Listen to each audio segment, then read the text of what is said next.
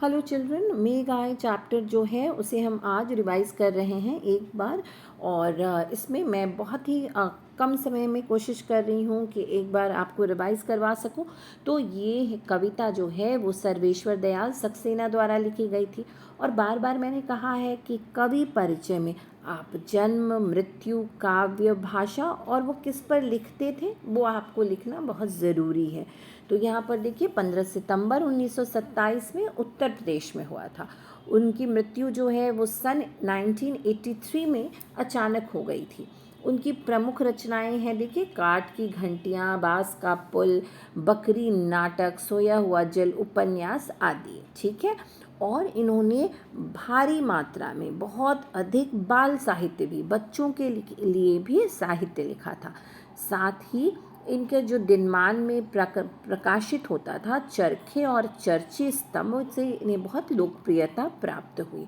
तो ये उनके बारे में है, आप इसे ज़रूर पढ़िएगा, कवि परिचय। और अब आइए हम लोग पढ़ रहे हैं मेघ आए। मेघ आए के बारे में जो 2-3 पॉइंट है उसे आप एक बार ज़रूर देख लीजिए। सबसे पहले इसमें प्रकृति का मानवीकरण किया गया है। ओके। सेकंड पॉइंट है कि ग्रामीण संस्कृति को दिखाया गया है। और तीसरा है कि बहुत अधिक गर्मी के बाद जब बादल आसमान में छाते हैं तो प्रकृति के अन्य उपादानों पर क्या प्रभाव पड़ता है, यानी जो अन्य चीज़ें हैं, जैसे हवा क्या करती है, पेड़ों पर उसका क्या प्रभाव है, नदी पर क्या है, तालाब पर क्या है, उस प्रभाव को दिखाया गया है। ओके।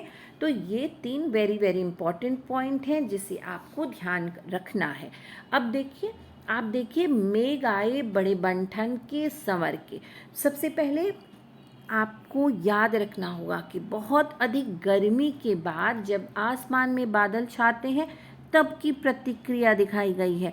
तो मेघ जो है वो बहुत ही बंठन के संवर के, बहुत सज धज कर आए हैं, बहुत सुंदर लगते हैं। कोई भी चीज़ बहुत दिन बाद आए तो बहुत सुंदर लगती है ना।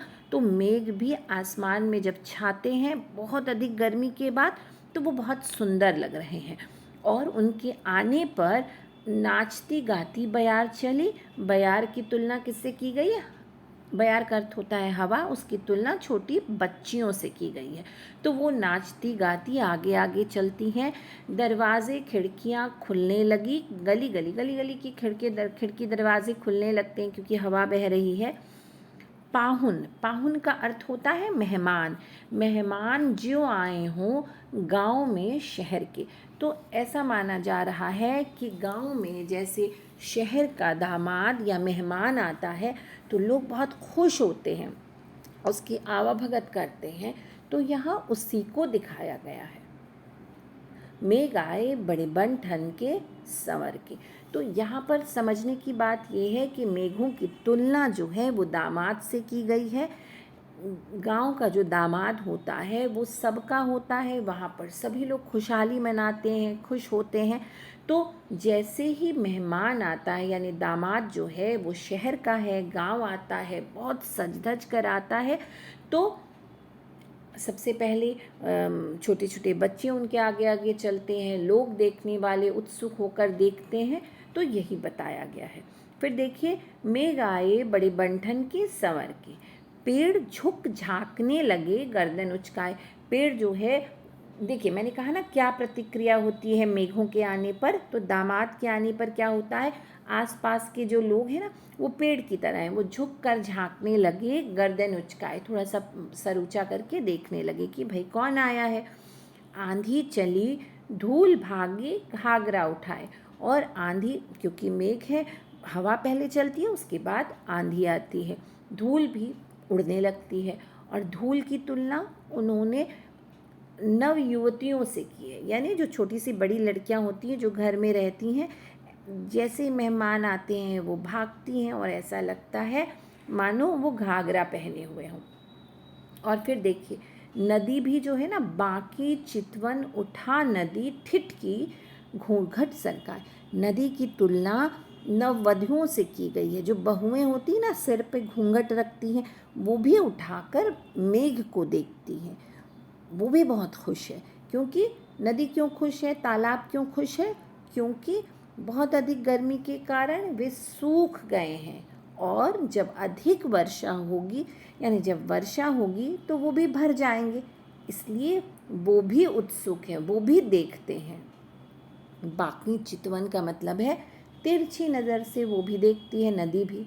मैं गाए बड़े बंठन के संवर के। और अब ये जो दूसरा पैरा है उसमें ही हम देखेंगे कि ग्रामीण संस्कृति के बारे में है। बूढ़े पीपल ने आगे बढ़कर जुहार की, यानी जो बूढ़ा पीपल है, पीपल को बूढ़ा क्यों कहा जाता है? उसकी उम्र की वजह से। आप जानती हैं ना, पेड़ जो पीपल है ना उसकी उम्र लंबी होती है, इसलिए उसे बूढ़ा कहा गया है। वो मेघ का स्वागत, जुहार की यानी स्वागत किया। यहाँ पर समझने की बात है कि हमारी ये परंपरा है, हमारी भारतीय संस्कृति है, परंपरा है कि जब कोई मेहमान आता है तो घर के बड़े बूढ़े सबसे पहले स्वागत करते हैं। तो यहाँ पर बूढ़े पीपल ने मेघ का स्वागत किया। पीछे से जो लता है ना वो उसकी पत्नी है, तो जो पत्नी लता की तुलना पत्नी से की गई है। तो पत्नी जो है वो जब अपने पति को देखती है तो ऐसा लगता है कि किवाड़ की ओट से यानी दरवाजे की ओट से वो शिकायत करती है, उलाहना देती है। किसकी शिकायत करती है? किससे करती है? अपने पति से। और क्या कहती है? बरस बाद सुध लेनी, यानी तुम्हें बरस बाद याद आया। हर साया ताल लाया पानी परात भर के। और इसी बीच तालाब जो है, ताल का अर्थ तालाब से है, तालाब बहुत खुश है। वो परात में एक तरह का बर्तन होता है जिसमें पानी भर के लाता है। ये भी हमारी परंपरा है। जब भी कोई दूर से यात्री घर आता है तो सबसे पहले, कोई भी दूर से हमारा रिश्तेदार आता है तो सबसे पहले उसके पैर धोए जाते हैं, परात में पैर धोया जाता है। और ये हमारी बड़ी पुरानी परंपरा है। तो यहाँ उसी के बारे में बात की गई है। तो देखिए, हर साया ताल लाया पानी परात भर के, तो वो पानी परात भर के ले आता है और पैर धोने के लिए, ठीक है।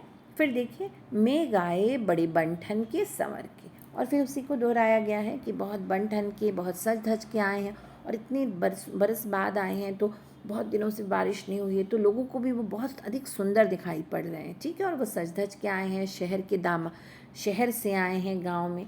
और जैसा मैंने कहा कि मेघ की तुलना दामाद से की गई है।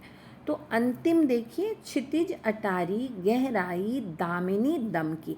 क्षितिज का अर्थ होता है होराइजन, यानी ऐसी जगह जहाँ पर ऐसा लगता है कि धरती और आकाश मिल रहे हैं। तो क्षितिज अटारी यानी क्षितिज के पास। दामिनी दमकी का अर्थ होता है बिजली चमकती है। और जब बिजली चमकती है तब यहाँ पर इससे दिखाया गया है कि पति और पत्नी का मिलन होता है और उनके बीच की दूरियां खत्म हो जाती हैं, यानी उनका मनमुटाव खत्म हो जाता है। तो जब आमने सामने आते हैं तो बिजली चमकती है। तो यहाँ पे उसी को बताया गया है। क्षितिज अटारी, छत पर पति पत्नी मिलते हैं और वहाँ पर बिजली चमकती है, यानी उन दोनों के बीच के जो भी मनमुटाव होता है वो आमने सामने होता है। तो पत्नी उनसे कहती है अपने पति से कि क्षमा करो, गांठ खुल गई अब भरम की। तो वो क्या कह रही हैं? कह रही हैं कि माफ़ी मांग रही होती हैं और कहती हैं कि जो मन में एक गांठ बैठ गई थी, दुख बैठ गया था कि शायद मेरे पति मुझे भूल गए हैं, अब वो गांठ खुल गई है। क्यों खुल गई है? क्योंकि उनके पति उनके सामने हैं, इसलिए। और इस तरह से दोनों के बीच में जो मनमुटाव था ना वो चला जाता है और दोनों की ही आँखों से मिलन के आंसू बह रहे होते हैं। यानी बिजली चमकती है तो बहुत ज़ोर की बारिश होती है, और उसे ही कवि किस प्रकार से दिखाते हैं कि जैसे पति पत्नी मिलते हैं, आपसी जो मनभेद है, मनमुटाव है, वो दूर करते हैं और मानो दोनों की आँखों से खुशी के आंसू बह रहे हैं। बांध टूटा, बांध यानी बहुत दिनों से अगर जहाँ पानी इकट्ठा हो जाता है ना, फिर वो टूटता है तो बहुत ज़ोर से पानी बाहर निकलता है। उसी तरह से बहुत ज़ोर की बारिश हो रही है तो उसे ही दिखाने के लिए कहा है, बांध टूटा झरझर मिलन के अश्रु ढल के, दोनों जन के मिलन हो जाता है, खुशी के आंसू बहने लगते हैं और मेघ आए बड़े बंठन के संवर के।